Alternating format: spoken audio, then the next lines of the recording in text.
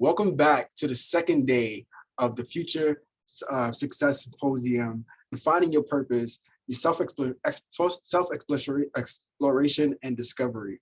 My name is Mark Sanders, representing the SUNY Education Opportunity Program. And I'm here with my colleagues, Gabby and Pam from the Student Leadership Network, also known as CBI. And we are so excited to have you for this second round of conversation, discussing the topic of building your community and how to find a mentor, right? And also create impactful professional relationships. So without further ado, I'm going to pass it over to my colleague, Pam. All right. Hey, everybody. Oh, there we go. Hey, everybody. Can y'all hear me okay? Yep, we can hear you. All right, perfect. Like Mark said, I'm Pam. It's nice to meet all of you. Thank you so much for being here. So look, today we have some really fantastic panelists that are going to be talking to us about this concept of mentorship and community building, right? So when we're thinking about success in college and success on campus, we know, right, that we can't do that by ourselves. We have to be connected to other people. Whether they be our peers, could be administrators, faculty members, folks in the community, etc. But sometimes we don't always know how to identify a mentor, or maybe even how to enter a mentoring relationship with someone. So our panelists are absolutely fantastic. They're going to be sharing their thoughts and ideas with us about how we can think a bit more intentionally about crafting strong communities for ourselves in our different spaces of learning. So our first panelist I'm going to introduce is is Abigail Brian. Yep, we'll stick with Abigail. So Abigail is a Brooklyn native, AABK in the house. She is a Brooklyn native with a master's degree in sociology with a concentration in race, gender, and class. Abby has over 8 years of experience in higher education. In fact, she specializes in student success and has worked in multiple capacities within higher education, including, but not limited to, financial aid, Res Life, career services, advisement, social justice facilitation, and retention, right? So we got the right people in the house for the right conversation. Currently, Abby is the director of EOP at SUNY Jefferson Community College, where she knows that she works with some of the most resilient and powerful students in higher education, right? So not only are her students resilient and powerful, but certainly the students that have joined us tonight for the program are also resilient and powerful. So you all are in the right space to be hearing from Miss Abby Brian in just a second, all right? So she's our first panelist. Our next panelist is Keith Nunez. So Keith was born and raised in the BX, proud Bronx native. Look, he threw up that X. That's right. Everybody from the Bronx loves that X. He is of Dominican descent and is the oldest of 6 siblings. At a young age, he had to learn how to navigate being not only a first-generation Latino, but the only English speaker in his family. So he had this desire, right, to sort of fly away from the Bronx, see what else was out there, and take those first steps in sort of changing and embracing his family's legacy. So that motivated him to go all the way across the state to undergrad at SUNY Buff State. It was at this institution where he received his BA in English, and he has a master's degree in higher education and student affairs administration. This is a person right after my own heart, because we're working with the same graduate degree. I see you, Keith. Keith has been serving underprivileged communities for years, and he really prides himself on being able to foster meaningful relationships with a wide range of individuals. He's really proud of his ability to nurture positivity in everyone that he comes across, and loves to give his all to support students' overall growth. He's an advocate for all of his students, but with a special emphasis on his EOP students, as he understands, right, where those students are coming from and the tools that those students need to be successful on campus. He's an advocate for all individuals and communities, and strives to create a diverse and supportive culture in the EOP program that he works with at SUNY Albany, if I'm not mistaken. Correct me if I'm wrong, Keith. All right, so Keith gave me the head nod, which lets me know that I'm doing good and I'm doing the right thing. And again, listen, we got two fantastic speakers, both Abby and Keith are going to be talking to us about how to build community and how to form really intentional relationships. So with that, I'm going to kick it to my colleague Gabby, who is just going to lead us right on into the waters with Keith and Abby. Thank you so much, Pam, for that wonderful introduction. All right, and we will get started. I just want to make sure that we can all see each other clearly. Hey, okay, go, we're getting it, we got it, add, and then we got one more. Okay. Hello, everybody. Good evening. Thank you so much for joining us again. And like we said, we're going to talk a little bit more about mentorships, how we can build our communities, whether you're going to school near or far away. It's always so important to make sure that we're building relationships with people within our classes, within our faculty members, and then just overall within our campus communities. So we have these two amazing panelists here. So we're going to get started with a few questions. If anyone has any questions that come up throughout the session, we will have a Q&A towards the end of the hour. Please feel free to put any questions that you have in the chat if you don't want to forget it or anything like that. But we will run through some questions and then we will open the floor to you all. Right? Okay. So, and Pam is going to be watching the chat for us. So please feel free to put anything in the chat. We don't want y'all to lose any of those great questions throughout the next couple of 30 minutes or so. So we're going to get it started with Abigail. I would love to know, and then we'll just kind of like ping pong back and forth or tennis back and forth, a little Venus and Serena back and forth. Why do you think, or how does someone go about identifying a meaningful mentor? Thank you. So I think that's a really great question, mainly because the characteristics of a mentor, anybody can really embody that. When you are looking for someone that's a meaningful mentor, you're looking for an individual that is pushing you forward, right? Testing your limits, giving you opportunities that you may not have thought that you could do. You're looking for someone that is constantly giving you like sound advice or is willing to go outside of their normal to give you information or to speak with you or to work with you. So when you're looking for who can be a good mentor for me, what you're looking for are those characteristics of that individual. Are they willing to go the extra mile for me? And sometimes it's even seeing whether or not that person is doing that for other students. So you may notice that other students are saying, oh, Keith, he does this, that for me. That's someone that you may want to like start to go over and start having conversations with, because those are people that are really invested in students. And a lot of the times what I always say is when you hear people's names come up over and over again, it's because they're there for you, right? Often I get told like, I just found you because XYZ said this, right? Those are the best times to build connections with those people.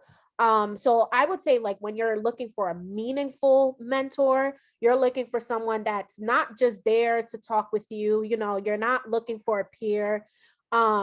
You're looking for someone that's really engaged in their community and willing to take you along the ride with them, right? To giving you those tips and tools to be successful. So those are the characteristics that I will look for a meaningful mentor. Thank you so much, Keith. Sure. Abigail, I think that was awesome.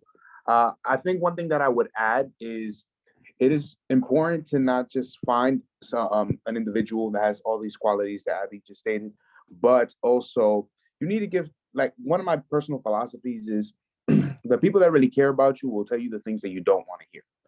And I think that it's extremely important to find somebody who gives you constructive criticism. And, if this is somebody that you have accepted in this place in your life as a mentor, as somebody that is here to guide you, you have to believe that their intentions are in the right place. And also, I'm sure that there's going to be questions that dictate to this, but I do want my students to keep, the students here to keep this in mind, which is not everybody is worthy of being your mentor. Okay. Not everybody is worthy of being your mentor. You do have to vet somebody that has your best intentions in mind, somebody, as Abby said, that is doing things for the community, because you may come to school, right? So let's say there's an undergraduate mentor. That might just be the first person you met. You get me? That they're looking for a mentor that they're trying to guide along the way. But who's to say that that person has the experience, the skills, the qualities to be your mentor? So you do need to gauge that as well, and always keep an open mind. For sure. I think you brought up a great point of like kind of keeping an open mind and being okay with that constructive criticism. And that makes me wonder, like, if I'm a student and I'm trying to find a mentor, like, what are some things that I can do to best prepare for a mentorship? I think being open-minded is definitely one of those things. I think another thing that is necessary to prepare yourself to have someone to mentor you is to recognize and understand how you form relationships. Understanding yourself is really important in order for you to have a meaningful relationship with a mentor. Relationships, mentorships, these are all like relationships that are back and forth, right? So you're giving and taking, and someone else is giving and taking. So you have to have a pretty good understanding of yourself, the type of personality you are, to be able to really engage in a meaningful mentorship opportunity. So I really just encourage, as you're thinking about like, I'm looking for a mentor, start to jot down, who are you, right? You want to start really writing down, like, this is the kind of person I am. This is the kind of person I want to be. This is the person I aspire to be. And then you can really start to build a meaningful relationship with someone else, because you'll be sharing a lot about yourself in these relationships. You're not just sharing what your needs are. You're going to be going into this really sharing pieces of yourself with someone else. So what you need to do is to understand who that is. Fundamentally, what drives you, what gets you going. Because things like that are going to be the things that kind of anchor you to your mentors, because those are going to be the foundations of that relationship that you hope to form. So that's really important. Absolutely. And I think that is the most, I think that's the most straightforward way of going about it, which is self-identity and finding somebody that you could see yourself being in the future. So I'll go on the opposite side.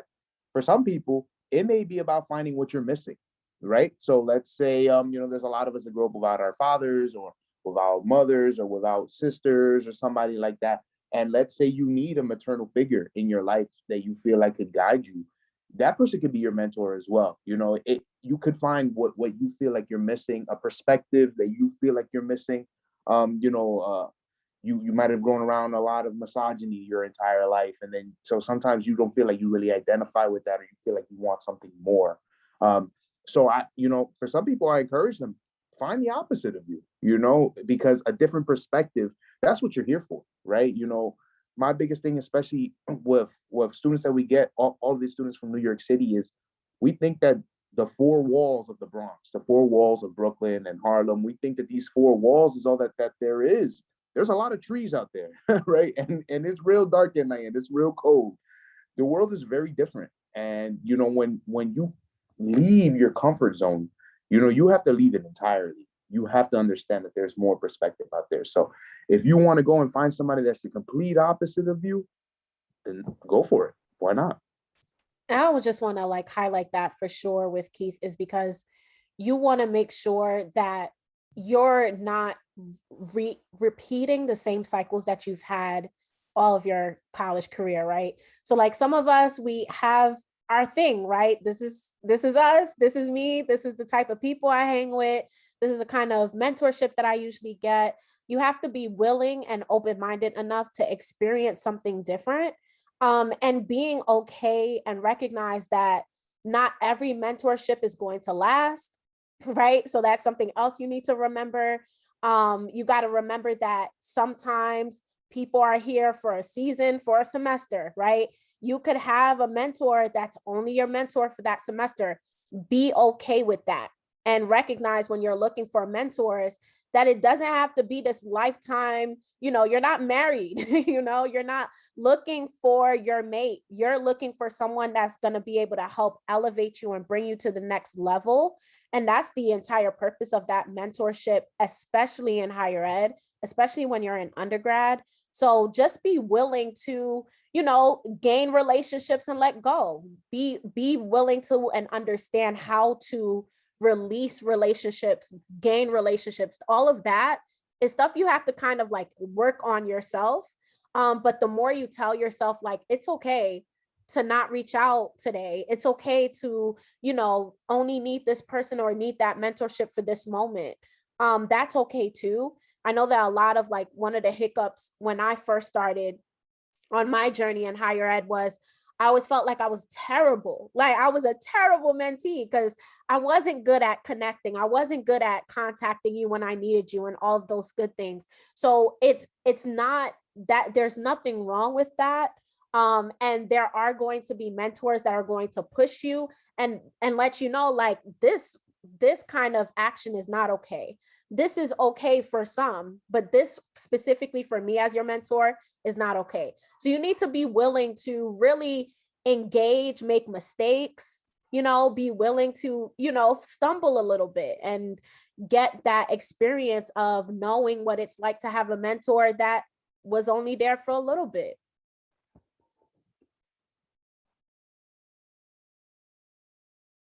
Mark put something great in the chat, be willing to gain and release relationships. Oh, that's just a direct quote from Abigail Brian, coming live and direct for you all. It kind of put me in that frame of like, when people do competitions and they may not make it all the way to the competition, but they always say, oh, it's a part of the journey. And I learned so much and I grew so much from this competition or whatever it may be. So if you take that with you into your mentoring relationship, although it may not last until, forever and always, as long as you're gaining something and you're going into these relationships knowing myself and knowing what I want to get out of this relationship with this person, it can be very meaningful, even if it is for a semester or for the 4 years you're in college or 5 years like myself. So thank y'all so much for sharing that. That brought up a really good point about maybe like some do's and don'ts when we're engaging with our mentors. I would love to kick it off to Keith. If there's like a short list that you have of like what students should be doing and should not be doing when they're engaging with their mentor. Absolutely. Thank you, Gabby. Things that they should be doing, I guess I would say is, this one is kind of both, should and shouldn't, right? Which is asking for an opinion. All right, asking for their opinion on something that you should that you want to do, right? I was here yesterday, great presentation, great panel yesterday as well, and one of the biggest things that I was promoting was that how college is your journey, right? That's one of the biggest things that I believe. It's your journey, and I think that, of course, with limitations, you have to be very selfish in your development and in your growth. If you overly rely on your mentor, then you can get to a point where you're stunning your own growth. If you're always asking their opinion on what you should do, and if they say, no, don't do it, and then you don't do it, making mistakes is part of growth, right? And I think that this is also a big part of what you should think about when you have a mentor, which is, how do they react when you make a mistake, right? Because if they're quick to cut you off, or they're quick or easily offended or something like that, and they're not understanding your place in this growth, then that might not be the right person for you. I do want to tell you all a story, kind of aligned with this. I think it was Travis yesterday. He was telling his stories. So I had a mentor in college when I got there as an undergrad. I won't disclose this person's name because they still work around in Buff State. But this person, I was the president of the Latino organization at the campus, and I brought that thing from the ground up, and he oversaw it. So Latino man, everything. I thought he had my best interest in mind. But over the years, one of the biggest things that I always struggled with was the communication, as Abby said, right? I thought it was a terrible mentee because it was like, yo, we have a meeting. Sometimes I wouldn't show up. It's part of the growth and stuff that I still work on to this day. Time passed over the years. And then this was from my freshman year all the way to when I got to graduate school, When I got accepted into graduate school, I applied for a resident director position. So it's a position where you oversee the residential halls and you get your tuition paid for and your housing. So I'm like, oh, this GA ship is easy. I got it in the bag. I had been an RA for a few years. I thought it was a shoe-in. I had even been on the committee before, so I knew if they were asking, I was plugged in. And I was like, yo, this is lit. So this individual who was my mentor, he was also the head of the committee, right? So he was like the top. It had to go to his desk. I was told through the grapevine. I wondered why I didn't get to the second round of the interview. I was told that when my application hit his desk, he said, get this application out of here. I'm not going to hire this person.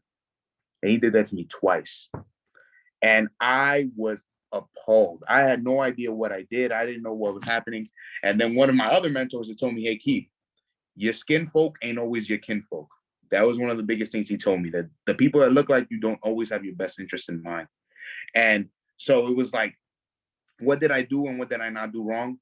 Maybe I wasn't as engaged and maybe I was. I think it's about going back to the question, Gabby, because I know I got long-winded, is you need to find a middle with your mentor. You need to also understand where the line is drawn. They give you your cell phone number. That doesn't mean you text them at 10 o'clock at night. That does not mean you call them. That does not mean these things. You still need to understand a professional boundary. And there's a very, very big difference between having a peer mentor and a professional mentor. Two very distinct things. And if they don't draw the line for you, you have to learn to draw the line yourself. Yes, Keith. Gems. I'm sorry. That was absolutely very important. Pam wants you to talk a little bit about that. And I think I have some pieces to add to that. So with my do's and don'ts, I have a similar kind of list. My do's is definitely learn to have meaningful conversations about where you want to go, your worries, your concerns with your mentor. Your don'ts is similar to what Keith is saying. Do not confuse your mentor with your friend. Some mentors can be your friend, but those are lines that you don't want to cross all the time. So just be mindful of that. Be clear, set boundaries. I think that as a mentee, that you should also set boundaries. I know that for a lot of the times, the person that seems to be in the position of power, the person that is mentoring you seems to be the one that sets boundaries. But it is also important for you as the mentee to set boundaries with your mentor, because sometimes they will push that boundary. They may ask you to do something that you may not feel comfortable with or you don't think you're ready for. So you have to be willing to set those boundaries yourself as well. What are you willing to do? What are you willing to work? How are you willing to work, etc. So an example of that is I had a mentor who consistently asked me to participate in admissions things because she wanted to get more recruitment things going. I wasn't getting paid to show up like all the other individuals that worked for her office. So you have to set that boundary. Like, listen, I know that I can talk really well and I'm really sweet and I'm great at this. However, I have other things that I have to do, and this is not within the expectations of me, and I need to set that boundary with you. You need to be clear on where you're willing to go and what you're willing to do. That the relationship balance between a mentor and a mentee, again, that is a power balance. So as a mentee, as a college student, sometimes you're going to feel what feels like obligation because this person is mentoring me, so I need to do XYZ. That does not always have to be the case. And if at any point you feel uncomfortable with something, you need to set that boundary and be clear. Another do that I have is to 100% be yourself. Don't change who you are to gain a mentor, because that is one sure way to end up destroying a great relationship or not having a real relationship at all. So just be mindful, be yourself. Don't feel like you have to change who you are to gain mentorship from a specific person. And then the other thing I would say is don't say something you don't mean. So it kind of goes back to, confusing your mentor with your friend and setting boundaries. If you get invited to something, if you have a meeting with that person and you can't make it or don't want to make it, say that. Just say that. This relationship is not contingent upon anything, right? So this is not a barter system. This is supposed to be a relationship that is free flowing, that should be clear on both ends. And you need to be mindful of that.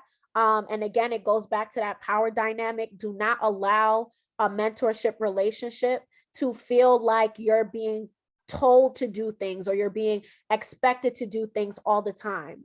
This relationship should be reciprocal. It should be something that is always going to be a give and take. So if you haven't been taking in a while, you need to maybe take a step back and consider the relationship that you have and that mentorship that you have with that person.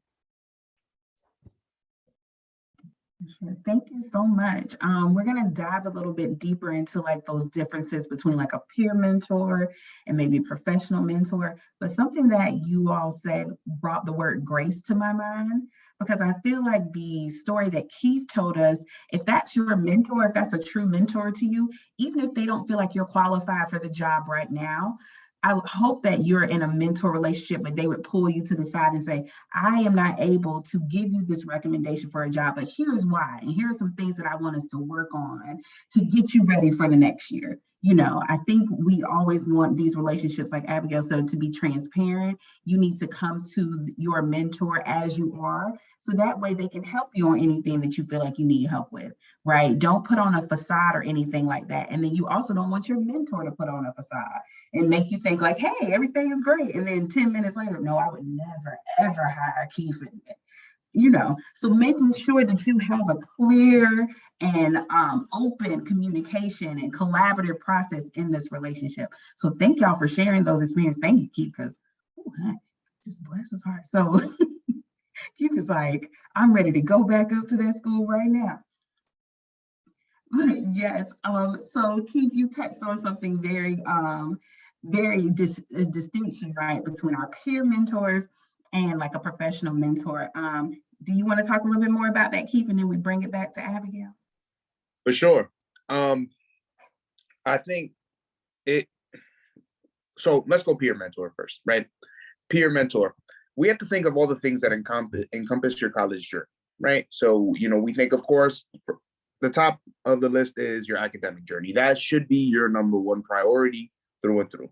Second thing, very underrated, and some people abuse it and put this backwards, is a social relationship is extremely important in your college journey. That is what holds your mental health. That is what builds your resume. That is what builds you as an individual. Some people overfeed. Think about it as feeding different things as a plant, right? Let's think about these as different plants. What you give the most water to, what you place in the sun to, will grow, right? So you always have to be watering and feeding your academic plant. Some people waste all their water on their social plants, and those are the people that were lit, and then they're gone after a semester or a year. That's usually how I see it happen, right? And then you have to take care of your sleep and your health. These are the certain things. Peer mentor, usually when you think this person is a student as well, so they have their own priorities that they need to take care of, usually their academic. And this is what I want all the students that watch this and listen to this, I want you to keep this in mind. Your peer mentor if the person is your mentor, you should be with somebody that waters their academic plant regularly, because that is a person that is setting a proper example to you. But this peer mentor will help you with the social aspects, right? Hey, there's a student organization that I think you will be a great fit for. Hey, look, there's an opening for the student government board. Why don't you go for it? Fraternity, sorority, if that's what you're into. Hey, I'm an RA, maybe I could plug you in and I could prepare you. That's what a peer mentor is. A professional mentor usually will not see your day-to-day with your academics. You won't show them that social. If you're going to parties, right? Your professional mentor has no recollection of that. They don't know that part of you. That side of you is what you keep away, that you don't want them to see if you're doing it right, right? Your professional mentor is going to be focusing on your student development. Hey, you know what? You were late on this assignment last semester. Why are you repeating the same functions? Why are you not going to class? Why didn't you go for that position, for the president position on that student organization? That is what your professional mentor is going to be there for. They're going to be there for the hard things. They're going to be there for the things that your peer mentor might not tell you, that your family's not going to tell you. That is what a professional mentor is, to help you grow. Abby, I don't know if you want to. I just wanted to add to, you said something in regards to the things that you don't want your professional mentor to see. And that was one of my don'ts as well. Social media, please keep that separate. I know that everyone's lives is Instagram and Snapchats and all of the good things. But and then I think even like when I was an undergrad, obviously we didn't have any of those. So we had Facebook. But like when I was an undergrad, I would pick and choose what social media I will want my mentor to be on, because I know I don't wild out on this social media platform, but I do on the other, right? So just being mindful of the fact that your mentor does not need to be your friend on Instagram. Y'all don't need to follow each other. That is something that is not necessary.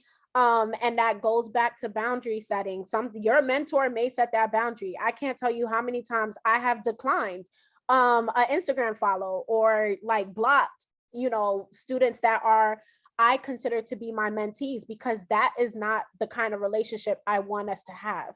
So, and then having that conversation later on, like I didn't just block them and not say anything, but having that conversation about, sometimes social media and your social media is not for everyone. And being mindful of that, when we were in college, it was very clear that the internet saves things forever, right? So there were always expectations that you lived and did certain things on your social media and didn't do certain things on your social media. I recognize that can and has changed over time. However, you want to be mindful of the things that you are posting. If your mentors or people that you want to become your mentor is following you, you don't want to give people that private piece of you. Some things can remain private. So I just want to add that as the little piece and the little nugget. Things circulate, especially on a college campus, social media platforms, all of that circulates. You just want to be mindful of who you have following you and who can see those things. For sure. It's all about having that good balance between like building our professional, sometimes people will say things like my professional brand or branding myself. And so that's why LinkedIn is a great website for that. The Student Leadership Network also has their own kind of like private LinkedIn where you can get practice on that. So come holler at us about those wonderful avenues where you can connect and you can meet a future mentor and you can build your network.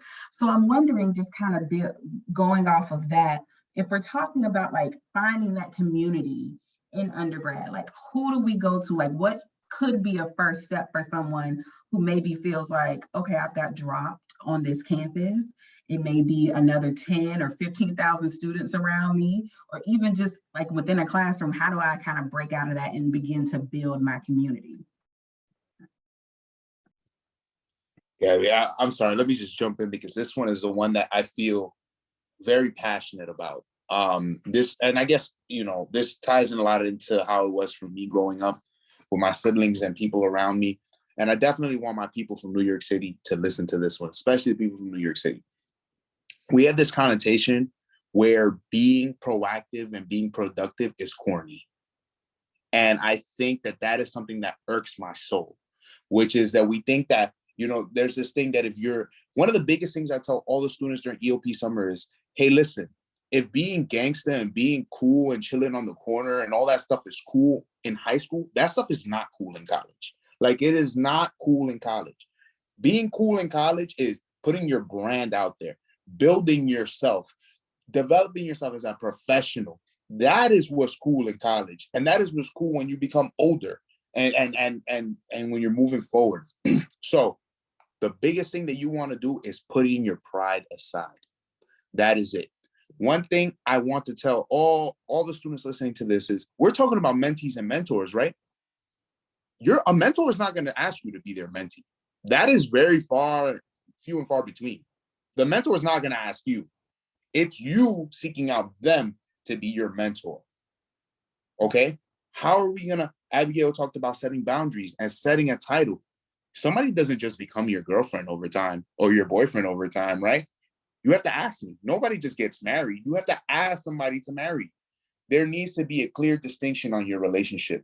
So the question Gabby posed is, what is that you should be doing? The first thing you do is put your pride in your pocket. And then if you want to be part of a group or an organization, you have to put your pride aside and ask them, hey, can I be part of this? What is this about? Ask the right questions. Don't just show up and think that you are an RA. You get me? Don't just show up and think that you're the president of the student org. You're a member, you have to work your way up. That's the beautiful thing about the college process, is that you have to build yourself. You're a little caterpillar and you got to walk to that leaf. You got to do it yourself. There's nobody that's going to guide you there. Some people can, you get help with your mentors, but it's ultimately on you. Yeah. So I have quite a few stories. So my first mentor when I was an undergrad was a peer mentor. And it's because I decided to just go to a random club meeting. And I didn't know anything about clubs and organizations, but I was like, oh, like I was living on campus. I didn't have anything else to do. I was like, all right, let me go to this club meeting, because I needed to get out of my room. I was one of those people, again, like I hermit. So like, I know my peoples are back in Brooklyn. I'm in Long Island in this uppity area, and I didn't know what I was doing here. Everyone here looks different from me, and the ones that do look like me came from privileged households, right? So I'm like really extremely like caged in and don't really know how to find people.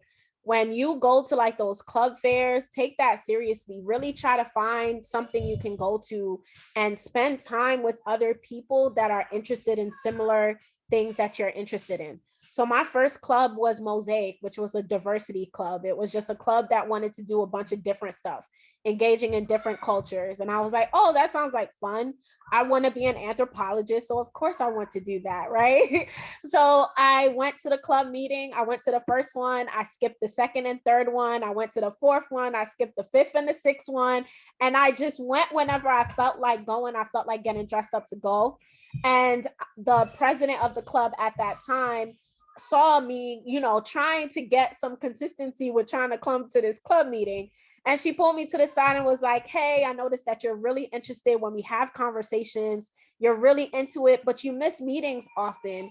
So like, do you want me to come over to your room when we have meetings so you don't forget? Like, she really just set the tone, like, hey, like, you don't have to do this by yourself. Like, I could come get you. You don't have to walk across campus by yourself. So we started that relationship, and that became something. And then eventually she was like, I really think you could be the secretary for this club. You should think about doing that. And then that's how I found my first peer mentor relationship. My mentorship opportunities that I have found was literally just like going to my advisor's office and saying, I really need a job right now, and hoping somebody heard me, like, and saying like, hey, I have an idea what you could be doing. The other ways that I found mentors was, I'm in this class that I really loved. I had this gender studies professor. She was a Black sociologist. She was teaching. She had her PhD. She was the epitome of what I thought I wanted to be in the future. So I immediately went up to her, made sure I was passing her class first. I made sure I was passing before I went up to her. And I said, I'm really interested in the topics that you're teaching. Like, how do I do this? This is what I see myself doing. And immediately the relationship built, and I became her TA the next semester. And then I became, then she allowed me to teach 2 of her classes as an undergrad. So that is the stuff that you're looking for.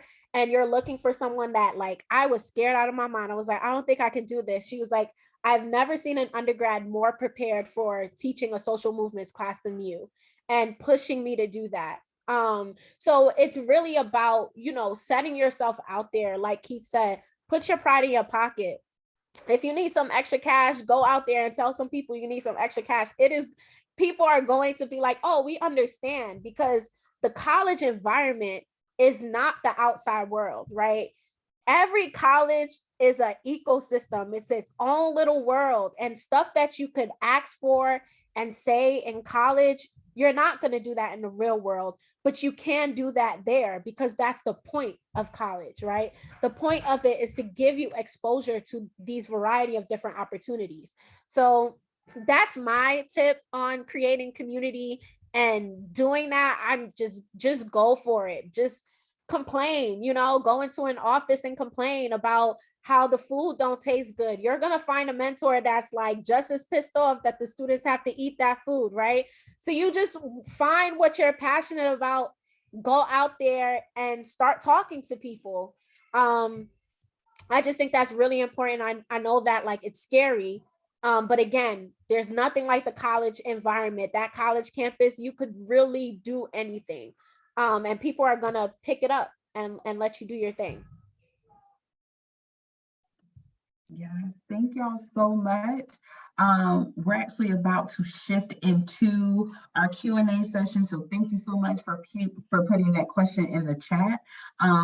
Something that our panelists really touched on is like, this is your time, right? This is your time to ask questions.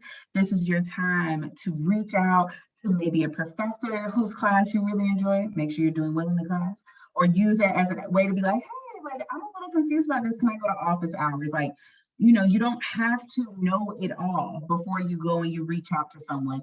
Use your peer mentors. They are literally at the same level that you are. Maybe they're a year or two above you. They are not these, unattainable people.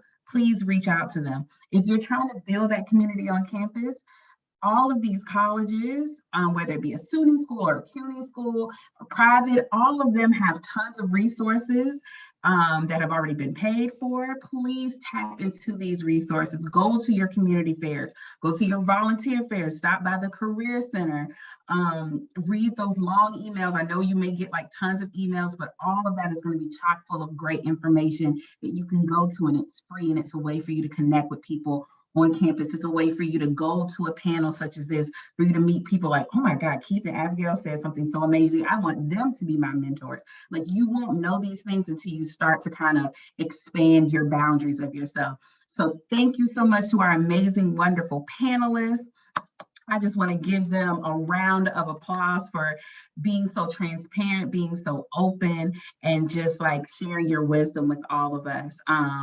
We do have some questions that have been popping up in the chat. So I'm going to shoot it back over to Mark, and he will facilitate our Q&A. Thank you so much, Gabby, Abigail, and Keith. This was phenomenal. I think the students are literally looking at mentorship in a way where they probably wasn't even thinking, right? Because when you think about mentorship, you really don't know that you have an agency within that process to determine where you want to go, because this is direction that you're creating, and they're just as a guidance, right? Or a compass for you to say like, hey, this way is pointing this way, north, south, which way do you want to go? But we have some questions in the chat, so I want to get to those. So the first question is, well, first, thanking you all that this is so informative. And also, what makes a good peer mentor, and how can you tell that you're being successful at it? I think what makes a good peer mentor is someone that understands how to give, and like it's about leadership, right? So peer mentors are always going to be leaders on campus. So showing your leadership is really just modeling the way, right? That's the best way that you know you're a great peer mentor, when you are practicing what you preach. So if you're out there telling your students, your mentees, you got to go to class, you got to talk to your professors, etc., look in the mirror. Are you doing that? Are you going to class? Are you talking to professors? Are you building those relationships? If not, you got to step it up, right? Because students, your mentees, are only going to want you to be their peer mentor when they see you doing the things that they want to do themselves. Mm-hmm. So making sure that you're modeling the way and participating in great leadership styles, right? Making sure that you are practicing what you preach, doing what you see as the best mode of success on your campus. Before you know it, you'll have people that's just like following behind you without you even realizing that they are. I think another great example, or what makes a great peer mentor, is someone that is willing to make mistakes, live in those mistakes, and then moving forward and modeling what that looks like for other students as well. Because these experiences are not perfect, right? By the time I became someone that others looked at as a peer mentor, I was juggling 5, 6 different things at the same time. I was a double major. I was president of 2 clubs and then vice president of the other club because student activities say you couldn't do 3, right? I was working 3 jobs. I was doing a lot. And there was a point where my mentees were like, you don't have time for us. Like, you're all over the place. Like, we can't do that. And it took me hearing that from my mentees and being like, all right, I got to cut down. So I quit my Family Dollar job because why am I working off campus anyways, right? I went to my writing assistant job and was cutting down my hours. And I worked at the lab and turned the lab into the lounge and had my mentees there and hanging out with them and listening to what they said. You don't spend time with us. Like, all right, so let me find ways to spend time with you with the time that's allowed it for me without taking away too much, right? That Family Dollar job was just a little extra $50 that I needed that month or that week. So it wasn't that necessary, right? But the other jobs were necessary. I need to get back and forth to school. So these jobs pay for my train, they pay for my Metro card, and it's getting me where I need to go. So I cut down where I can. And then I modeled the way for other students and listening and using those listening skills to be there for other people. So that's how you can identify whether or not you're successful at it. Wow, Gabby, that's amazing. The sacrifice that, you know, you're putting as an example that you're walking and walking out, just talking and talk. Yeah, Keith, did you want to add to that as well? I think Abby hit it perfectly on that. I think just to further echo what she said, the most important thing is, are you all bark or no bite? Like, that's just what it is. Are you practicing what you preach? That, you know, when you're looking for that peer mentor. On top of that, something with peer mentors, and I do tell my first year students that come into college, which is you do need to choose your peer mentors very, there's a lot more peer mentors possibilities than there are professional mentor possibilities. So the field is saturated and anybody can claim to be your mentor, right? Value yourself, value what you're looking for. And as Abby said, just look for somebody that's practicing what they preach, even if they don't talk much. I had this one gentleman, he was an alpha. His name was Lindell. He may not even really know my name, but I know I saw him every once in a while. Every time I saw him, he was doing something awesome. He was always doing something good. He was always like, what I think, and real funny story. I think where I was like, no, this guy is amazing is you think this man, he does all this cool stuff. He literally, the school needed him to do like a drag show, and he did the drag show. Like, no questions, no nothing about it. And just carried himself professionally at all times. Anything that the university needed, he was always at the forefront. And he was I saw him as like my mentor without even having really that distinct relationship. I was just like, I want to be like this guy. This guy knows how to push his brand. He knows how to be a professional and do everything. Just practice what you preach. You'll see the people when and you'll see them. You're like, yo, this person right here is about to do. And that's somebody I want to associate myself with. Yeah, and I think you answered the question too, just like, how do you, what are the qualities and attributes that you look for when you're looking for a mentor, right? And I think you really gave a great example of that. And I really appreciate that story, Abigail, and sharing what it is to look like a good peer mentor, right? And then how that probably going to translate into you being a professional mentor. And I don't see any other questions in the chat, so I do have another question for you. I know we've been talking about mentor in a very singular setting, and I wanted to know, at what point can you have more than one mentors, and how does that look? Yeah, so I have a lot. I have maybe 2 or 3 mentors, and it depends on what I'm doing at the time. So I have a specific mentor that I go to. This person writes like a god. So whenever it's time for me to transition whenever I'm looking at like refurbishing like my resume, my cover letter, this is the person I reach out to, and I'm like, hey, like this person knows my journey. They know what I'm on. Can you look this over and let me know what you think? This person is at a pretty high level in higher ed, so they're always about two like distinctions higher than me, so they always know what that next rung looks like. So if you're a director now, that next rung, what does that look like? What are they looking for? What are qualities they're looking for? And that person always drops gems just off rip, right? So whenever it's time for that transition, that career transition, looking to grow, looking to improve, that's the mentor that I go to. I have mentors that are very academic. So when I'm in my sociology bag and I'm interested in publishing a paper, I'm interested in doing a research, or I've been reading a lot of research and I need someone to bounce ideas off of, I'm going to that person that's in their sociology bag, right? So that's that person that I know this person has a PhD in sociology. This is the work that they do on a daily basis. And there's someone that I can go to whenever I have questions or concerns about what I'm seeing in the research, and that person in turn sends me stuff early, right? Like, hey, this is an abstract I'm thinking about looking at. This is a research I'm thinking about looking at. What are you seeing in your field right now that relates to what I'm working on? So that is like, I just have different levels of different mentors.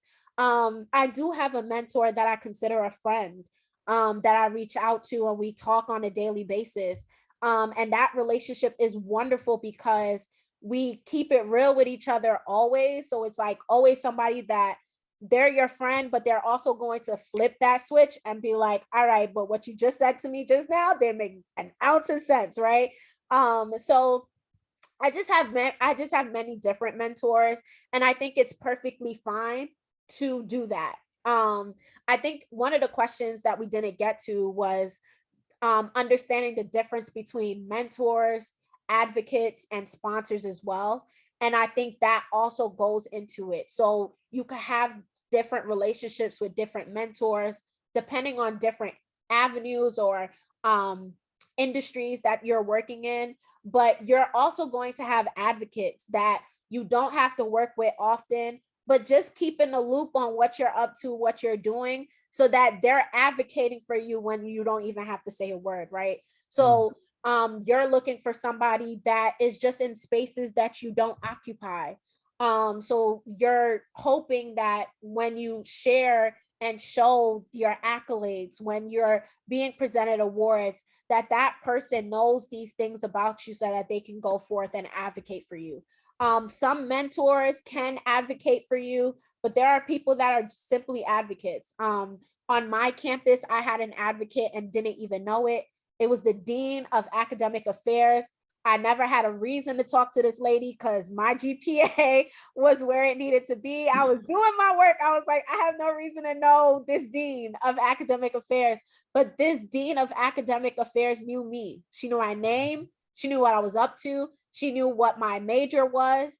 And when I was in trouble and I needed help, she sat down. Like, this story always like gets to me. I was missing class because I could not afford my LIRR ticket. And for anybody from New York City, you know how expensive that Long Island Railroad ticket is. And I was a college student working jobs trying to get it. And my check didn't come yet. So I was behind and couldn't get my LIRR ticket. So I missed like a whole week of classes. And somebody called that advocate because before I knew it, I was in this lady's office and she was writing me a check to go over to the LIRR booth to purchase my ticket. So these are people that are silent. They're not always there. They may not know the ins and outs of your life, but when they see you needing help, when they see that you're struggling, they're going to come in and swoop in. And I would say, like, how do you find that person? You're probably wondering, like, how do I know this person knows I'm on their radar? It's really about making sure you're connecting with your mentor, identifying those people again that are nowhere near your level. If you're a student, you're looking for the VP, you're looking for the dean, you're looking for people to know your name and understand that and understand what your goals are.